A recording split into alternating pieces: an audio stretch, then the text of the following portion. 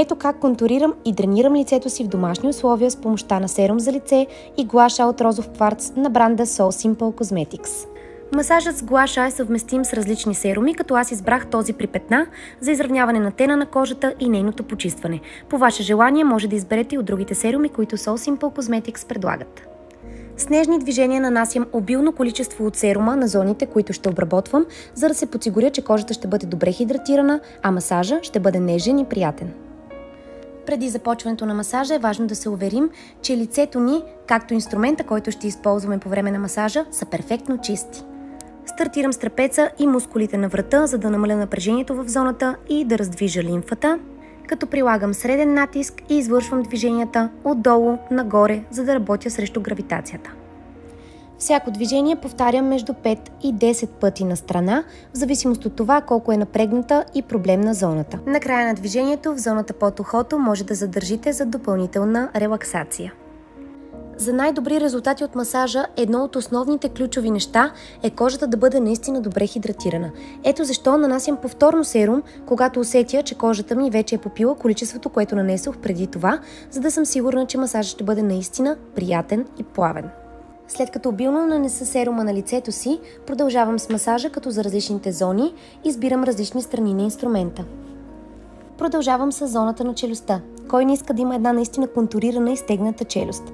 Това може да се постигне и без филари, а само с масаж. Затова наблягам на тази зона, като използвам определен накрайник от инструмента и целта ми тук е за стягане и контуриране.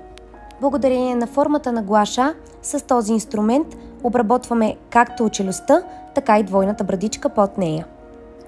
Масажът с гуаша, освен за контуриране на лицето, е изключително полезен за подобряване на състоянието на нашата кожа.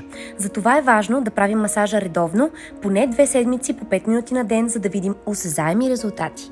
При задържане на вода в тялото, едно от основните места, на които се отразява върху нашето лице и което подпухва, това са бузите. Ето защо продължавам с тази зона. Работя в същата посока, като се старая да направя повече повторения и с повече натиск в тази област. Тук ефекта, който търсим, е дрениране, стягане и повдигане, за да може лицето ни да изглежда максимално свежо, по-издължено и по-слабо. Техниката с точков масаж и задържане може да бъде използвана в края на движението и в тази зона. Препоръчително е масажът с гуаша да се прави на цялото лице, за да може навсякъде да се вземат превентивни мерки срещу появата на бръчки. Продължавам с по-издадената част на инструмента, за да обработя зоната на челото и да повдигна допълнително веждите. Правя 5 повторения от 3 последователни движения, за да обхвана цялото чело, включително гдевната бръчка и зоната на веждите. След като приключа с повторенията, продължавам към следващата зона, а именно тази на околоочния контур. Кожата в тази зона е изключително тънка и нежна, точно за това си помагам с другата ми ръка за по-стабилизирана позиция и възможно най-малко разтягане на кожата. Тук работим за освежаване на подпухналите очи, както и за анти-ейдж ефект срещу малките мимически бръчици, които се появяват в тази нежна област.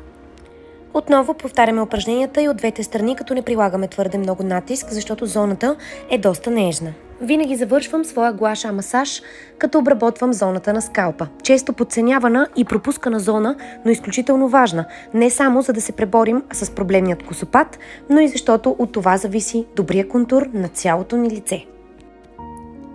С това приключва моят ежедневен 5-минутен гуаша масаж. При повече интерес за продуктите, които използвам, можете да ги откриете на сайта на So Simple Cosmetics, където ще намерите и огромен избор от различни серуми, които може да използвате в масажа си.